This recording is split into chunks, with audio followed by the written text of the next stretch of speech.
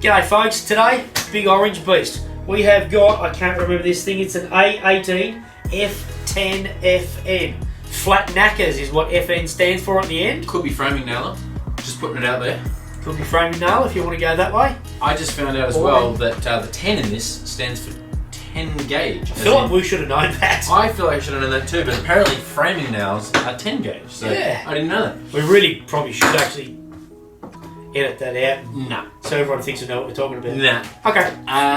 So, yeah, this is brand new, and if we get the timing on this right, the release is going to be tomorrow. Yep, tomorrow morning. So that's exciting. Yeah, it is.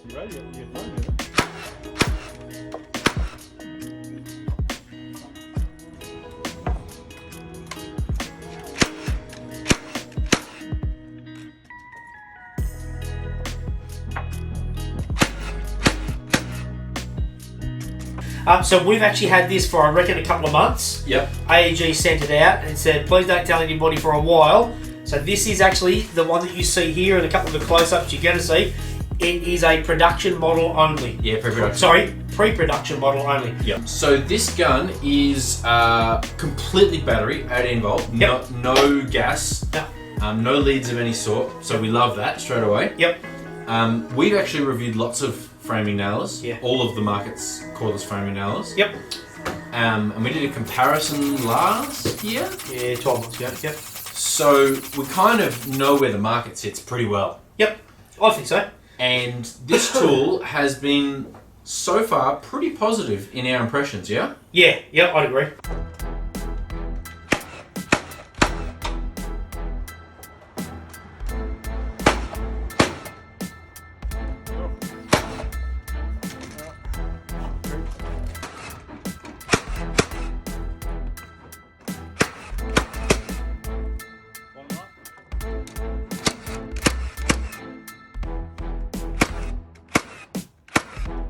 One thing I want to point out straight away that is a difference to all the other battery guns that we've got. Yep. This is a compressed air canister in here. Yes. That is refillable. Yes, it would be by the end user. It would be in there, wouldn't it?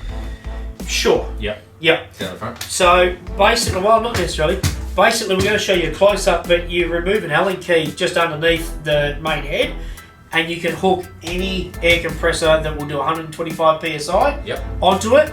Start punching it in. Now you can go via a gauge and put 125 psi up to, yep. or it's actually got a little blow-off valve inside. Yeah. That will pop anywhere between 123 and 125, and you're full and ready to go. Really cool. That is really cool because people often talk about the other. I think it's Milwaukee is the nitrogen. Yep. Yeah. What happens if it's not serviceable by the person? No. This is. So Hitoki's got compressed air in theirs. Also not serviceable by the end user. Now this is like those in the sense that that air or that nitrogen compressed, it doesn't get used with the shots. No. It's still a sealed container essentially. Yes. But about 20 to 30,000, so let's say 20,000 yep. shots, it's going to need a bit of a top up. Yes. But it's a really easy top up. Yeah. Just like pumping up your tire. I think it's brilliant. The only change I would make is to make this little area a little more accessible. Because I stink and hate using Allen keys in tight spots. Yeah. But it is what it is. At the moment, this rack will hold 2 strips of Paslode nails. Yes. Or 1.5 or 1 2/3 of those. Yeah. It locks out at 6 nails. So your standard rack, I think, is about 40 nails. Yes. So the rack I really like. I have no issues with. Holds 67 to be precise. Yes. But drop your nails in, pull it, and you're over and you're done. It is going on, even on release, it has an accessory for an extended rack, right? Yes. $119 for an extended magazine. Yep. Which will hold 87. I think it was. Something else, yep. So you can buy an extended magazine if that's what you want. Yes. Which guys who use rapid fire regularly, I believe, will want the extended magazine. Correct, which brings us to a good point. That's what they call this, isn't it? There's something F-RAPIDFIRE or something? Yep. No, that's what they call the motor, rapid fire whiz banger. And so this is a continuous nail. It can fire 3 nails a second. Yep. Which we didn't actually time to the second, but it's stinking fast. So way faster than you can actually put nails in the real world. Yep. And I guess the big question on everyone's mind is it powerful? And the answer is hell yes. Yep. It absolutely has some grunt. Where do we rate it? We'll wait till the next frame in comparison to find that out. Yeah. But it is right up there in power. It really is. If this one had been sitting in our previous comparison, it would have either won or been in the top 2 for power, no question. Yep. Just for power. Yep. Yeah, absolutely. It is a fairly meaty tool. It is. It's chunky. Yeah. And it's got some weight. It's chunky more at the head, which actually throws your eyeballs off a little bit. It does, doesn't it? So, the actual main body, yes, it's thicker than the Milwaukee. I don't think it's much thicker than the Hikoki, because Hikoki gets a little ballsy at the end. Yep, A agreed. bit like me. But at the nose piece here, yeah, it squares off and it's a bit chunky, which it just puts you off a little with the visual. Anybody who's seen it on our Instagram when we sort of said, hey, coming soon, just about everyone's like, ooh, it looks big. It does. You can't get away with that. I must admit, I don't think it's the sleekest, prettiest tool on the block. I think you put another few months into the R&D and somehow you'd shave here off, I don't know. Yeah. You'd try and skinny it down a bit, but at the end of the day, it's supposed to drive nails in. and it does that stuff in well. It's not winning a beauty contest, though. So that's all we're saying. Well, again, coming back to me, neither am I. One thing I will say as far as working up above your head, and if you're skewing top plates in, corner walls, that sort of thing, you actually lose a little bit of sight, if you're a lefty like me, with your square part on the side. So if you're actually popping up here, or up here, which I can hardly hold it up because I'm a bit soft, you actually lose a little bit of sight to the nose. Well, it's a little bit on the heavy side. Yes. In our comparison, the Milwaukee was the heaviest, and everybody knew that, but it also had the most power. Yes. And that was 5.1 kilograms, and you really feel 5.1 kilograms in the hand. Yep. What's the weight of this one? 5.1 kilograms. Oh, it's the same. Okay. Look, 5.08 or something like that. AEG did say it's lighter than the Milwaukee. If it is, it's only a whisker. It's less than 50 grams difference, if anything, I reckon. Yeah. So that's with their 4 amp hour battery that they send it with. Yes.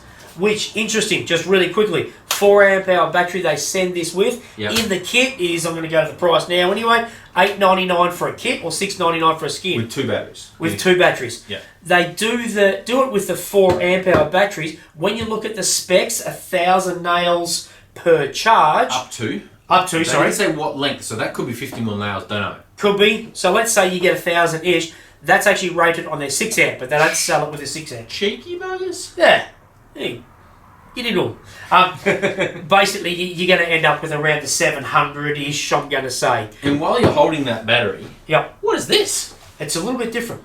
Force batteries, they're Force batteries. They're changing the look ever so slightly, and they've changed the form factor. They call it a bucket battery. Okay. What you need to know, because people always comment on our YouTubes, you're using aftermarket batteries, you're using different batteries. No, we're not. We only ever review stuff with original as supplied batteries. Yes. So as you see the close-ups, this is their new Force style batteries. It's more like the form factor of the standard, what do they call them, pro lithium batteries? Yes. But they've got no rubber overmolding on the battery anymore. No, they don't. It's a very plain looking battery. Yep. If I'm totally honest, it looks a bit cheap. Yeah, it does. The shell and the new battery gauge, fuel gauge there.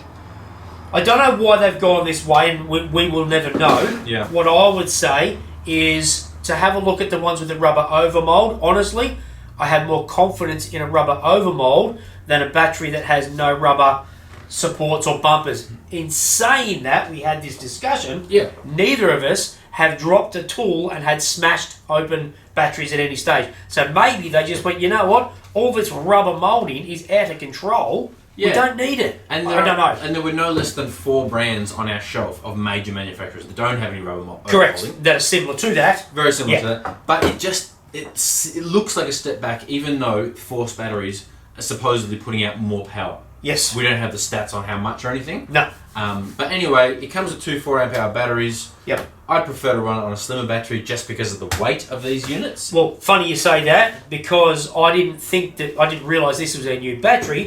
The entire time I was using this, I ran it on a 3 amp HD. Force HD. Force HD. Yeah. Today though, we ran it on the 4 amp hour Force to make sure I wasn't getting skewed results. Yeah. I wasn't getting skewed results. So we are okay. And to the AEG employee that I said, what's this ugly battery doing in here? I very much apologise. Because it's their new fancy battery. Oh, because he would have been so much more offended in a personal phone call than saying that on the YouTube review. Oh, we might edit that out as well. No, stuff you. Okay. And just for the tech nerds out there who want to know, Not the me. cells inside of the Force 4 amp hour, anything that doesn't say Force HD is 18650s. Yep. The old style, smaller cells. Yes. The Force HD has 2170s. 700s. Correct. Okay.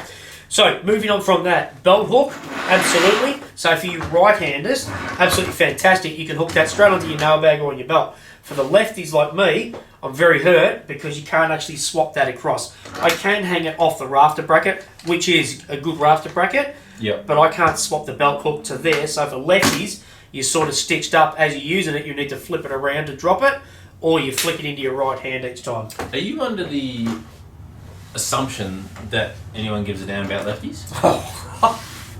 Come on, mate. Two very hurtful things. Other than that, I don't know what else we go to, other than just a little bit of a form factor thing, and I want to show you this in a close-up.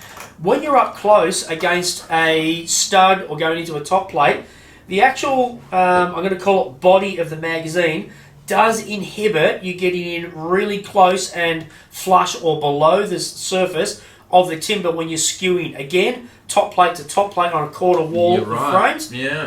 We adjusted it in, we adjusted it out, we had the Nomar tip off, which I've subsequently lost. You'll just see there, it does inhibit it a little bit. That's just me. Some people aren't going to think it's an issue. I think it's a little bit of an issue if you're a framer and fanging. Yep. Couple other little points to note is it's a fairly loud tool against sort of some others on the market. Yes. And it was a couple of decibels higher than competitors. Yep. Which only a couple of decibels I often question. Yeah. But a couple of decibels is considerable You can hear when it. you've got this thing so close to your head. It's a bit boomy, the sound. Yeah. It also had a bigger kickback than the competitors that we tested against today. Yep. You feel it a little more. You do feel it a little bit more. But it also punched a bit harder. It punches hard. Yeah. So Trade-off. there's a trade-off. To me, it's a little bit of a brute, the AEG. It's not trying to be pretty. It's not trying to be sleek. It's not trying to be quiet. It's just trying to mess stuff up. Which brings us to the last point, really, with any tool, but in particular framing guns, which people are putting good coin into. Yeah. If the longevity is there and it's a genuine brute that's built well, a lot of people aren't going to give us stuff. We seem to have a few camps with framing guns. I just want the weight is an issue. I just want a lighter gun. Yeah. Cool. Go with light air ones that are magnesium, or go with Pazload. Yeah. Oh, I just want one that punches hard. Well, go with something like this, no dramas. You can't have both, I don't believe. No, that is true. So keep that in mind. If this is a genuine brute, which we believe it is tough, if it has the longevity, then I think it's worth the coin. It's priced up there at $6.99 for a skin. Yeah, it's full kind of trade price. Yep. But like if you're on competitors. AEG, and there's a lot of guys on AEG, a lot of people on AEG, you now have a framing gun in your arsenal. Yep. There's other companies that don't have a track saw. It's- When they go, you go, what? It's a no-brainer if you want a framing gun and you're on AEG to get Yep. one. Yep. Also, did you mention that the depth adjustment is really good? Depth adjustment is really good. Yep. Genuinely works. With depth adjustment often don't, but it's also really easy to get to and turn, which I know sounds dumb, but there's a certain competitor framing gun, battery framing gun out there, there's a real pain to do the depth adjustment. Agreed. So, let's stop waffling on. Please hit us up with any questions you've got. These will be out in a couple of hours. Thanks very much, AEG. We really rate this, and it's going to keep getting smashed on some job sites and some renos. Awesome. Thanks, guys. Cheers. Bye.